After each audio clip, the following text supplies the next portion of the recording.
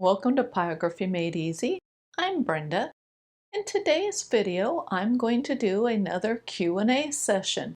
It's been a while since I've done one of these, so I've got quite a few questions to get through.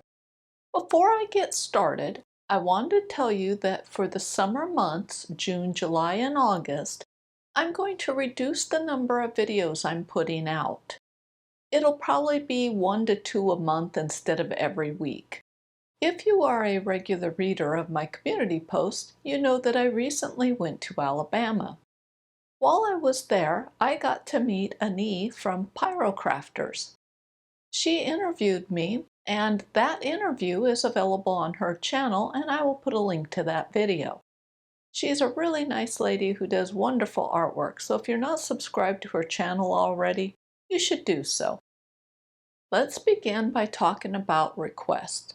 I do take them to offer demonstrations on different subject matters or techniques, and I try to get to them as quick as I can, but I'm going to be honest, when I say it'll be a couple months, that is highly optimistic. What it's really turning out to be is 6 months to 1 year.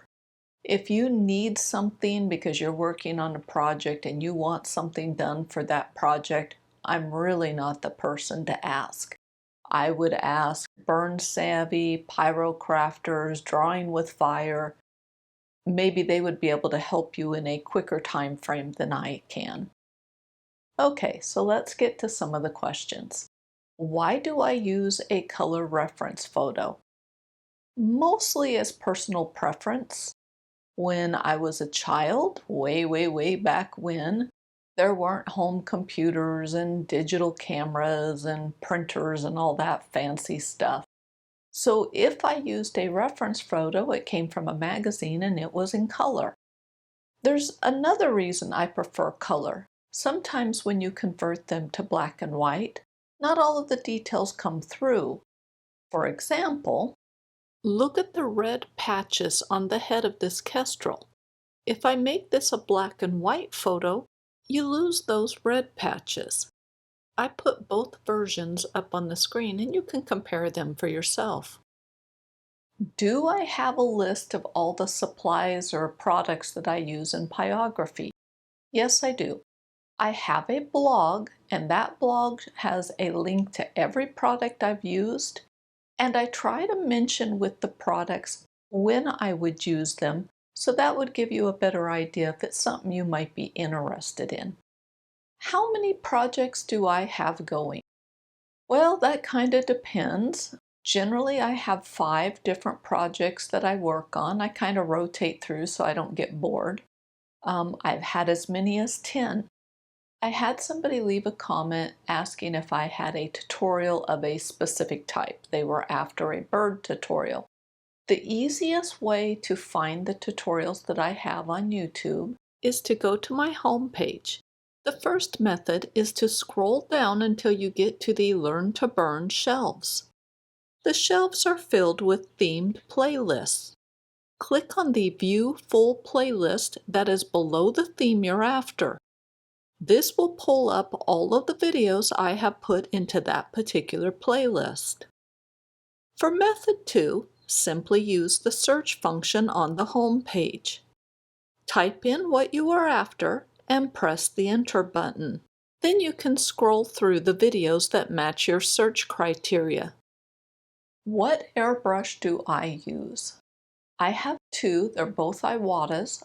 The first one is an Iwata HPA. I don't think they make them anymore. I think the closest you can get is the HPB. My other airbrush gun is the Iwata HPC. There is an Iwata beginner kit on Amazon that has everything you need to get started. Plus, there are numerous cheap airbrush kits on Amazon, but I could not tell you if any of them are worth a darn. Is it normal to feel the burn marks when you're burning? Yes. The higher the heat is set, the more the pen tip will impress into the wood. Also, thinner pen tips will impress more than thicker ones. For example, as I angle the pen tip more, the thinner the burn results are. and the more the pen tip sinks down into the wood surface. To help you visually see how the heat affects the burn depth, I'm using a kneadable eraser to make a cast of the burn strokes. As you can see, the hotter the pen tip is, the deeper it impresses or sinks into the wood surface. The next question has to do with my Colwood burner. I use a Super Pro 2, and it has a switch to alternate between detail and heavy duty.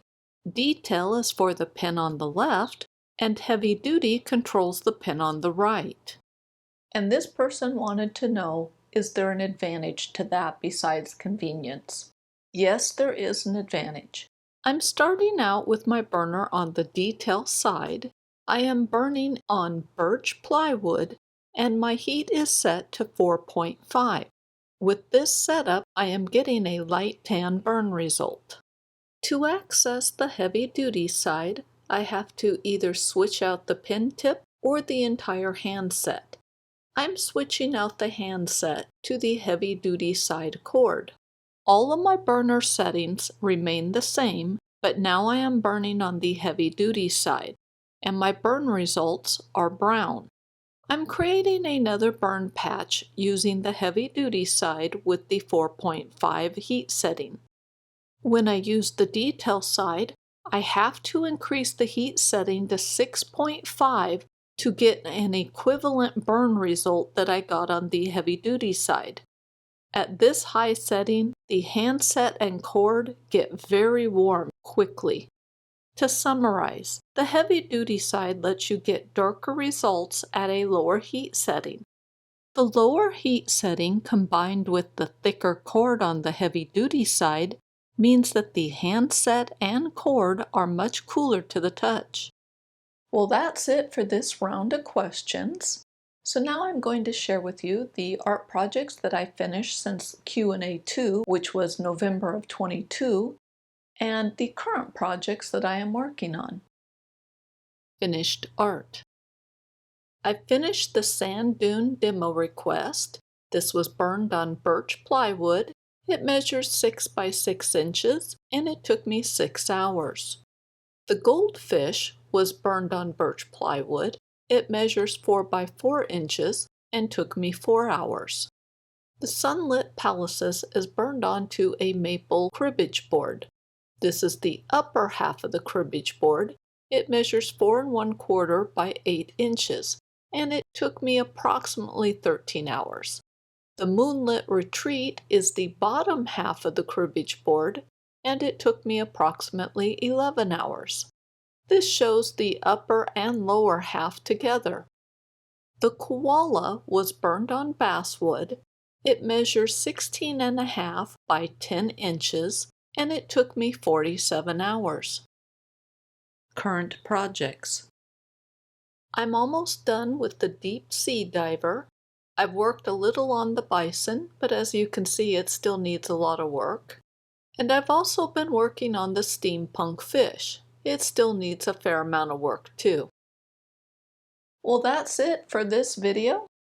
Thank you everybody for your questions. If you have one, put it in the comments below and I might feature your question on a future Q&A video. Well, thank you so much for watching my video, and I will see you next week.